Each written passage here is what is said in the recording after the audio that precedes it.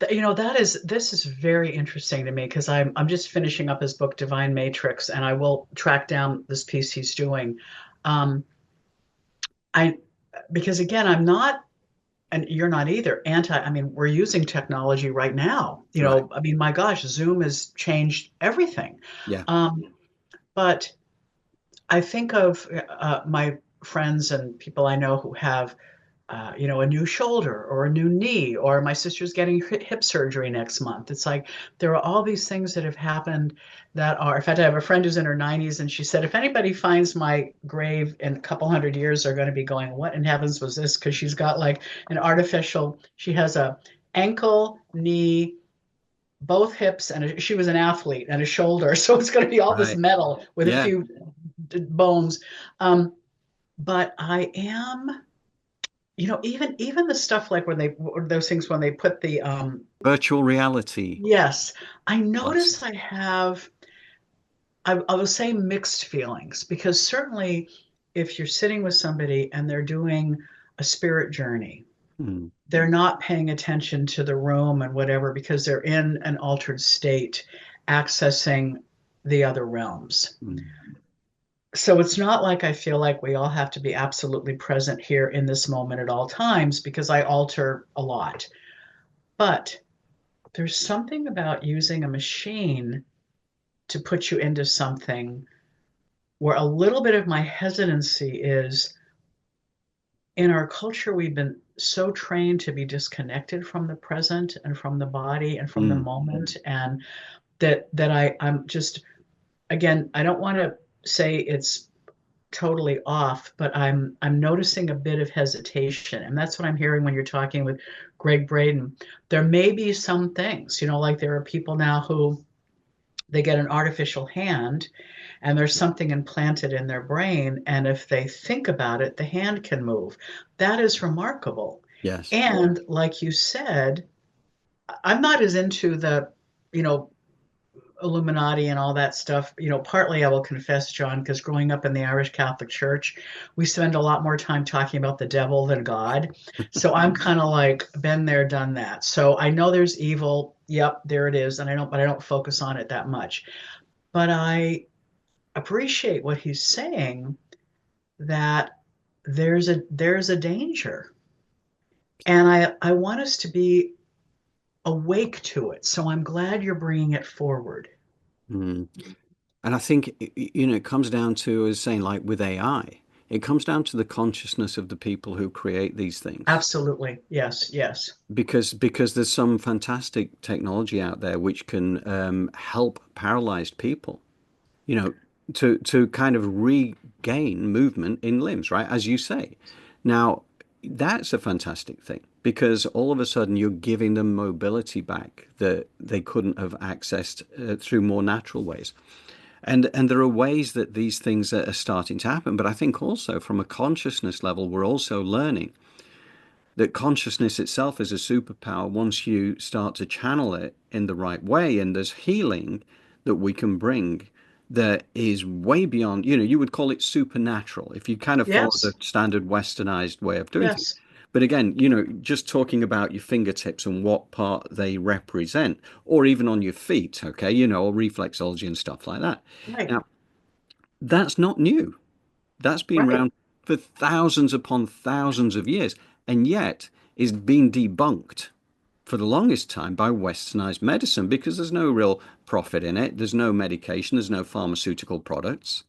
Therefore, and I think that this is the big change that we're going to go through because we're going to go through a time of chaos, but we're doing it for a very specific reason because this is the time of awakening. This is taking us into the age of Aquarius, the golden age, the golden race, Hmm. 1,000 years of peace, all this kind of fantastic stuff. So Hmm. the journey is going, the end result is going to be very worth the journey.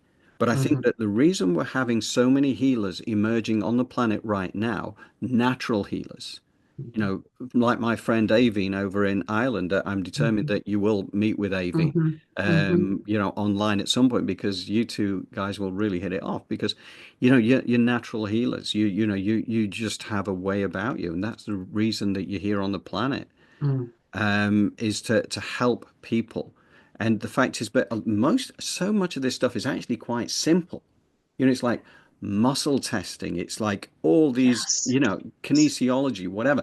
Yes. It's very, very simple. But westernized medicine doesn't make a profit from it, therefore it doesn't actually get promoted particularly. Promoted. Yeah.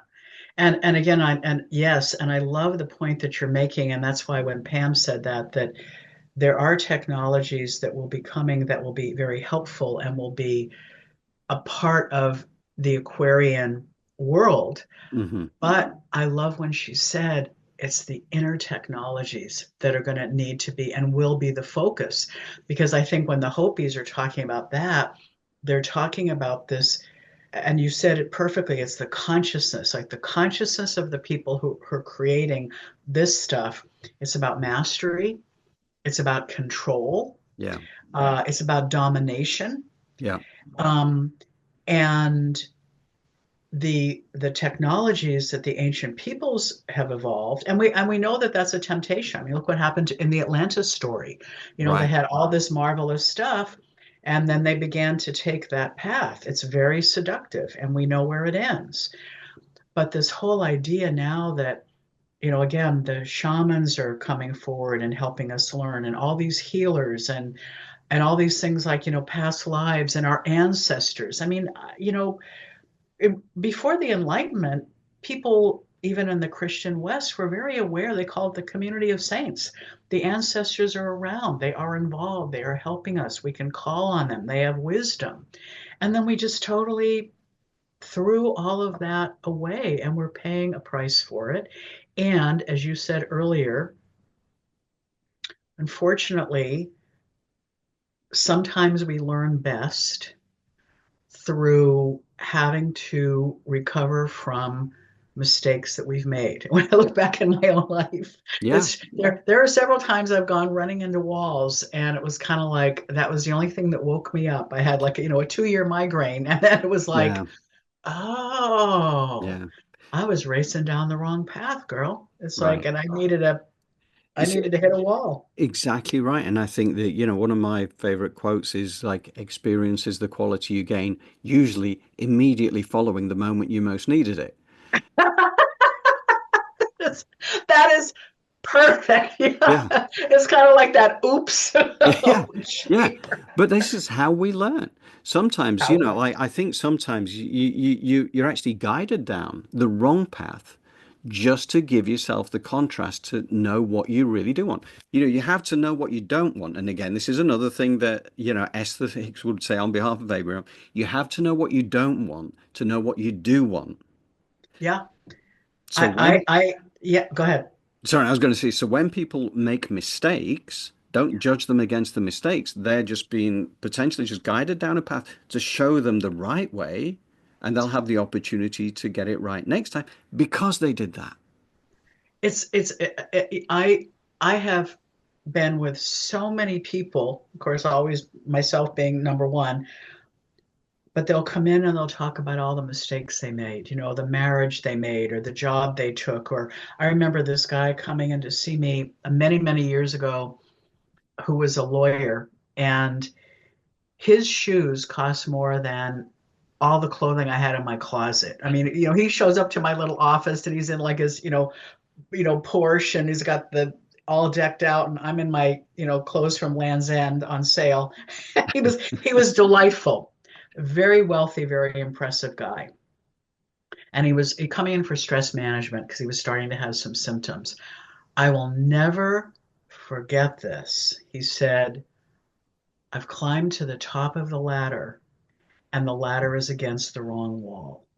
Mm, And so our whole work, and actually he ended up through us getting into couples therapy because of course his family was very attached to him being this, big wig with all this money, and it was going to cause a lot of, but he had a whole other thing that he wanted to do that was just calling to him. And what he realized is that the stress symptoms he were experiencing, when we dropped in, it was his soul calling. And he was told, you can listen to these symptoms, or If we need to be in a heart attack and you need to have half of your heart not working so you can't be a lawyer because you can't breathe, that's fine. We'll do that. Yeah. And it was like, whoa, his body was communicating this message from the soul about needing to deeply listen. And so I remember him sobbing, talking about his life having been a mistake.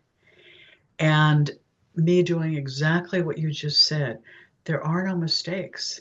It's like now you know. If you had done what you said what you wanted to do, which was like a low, kind of a low status work, there could have been a part of you always wondering, because you couldn't provide in a certain kind of way. Now you know what this form of success feels like, and you know it's not for you. Oh, So it's like you don't ever have to look back.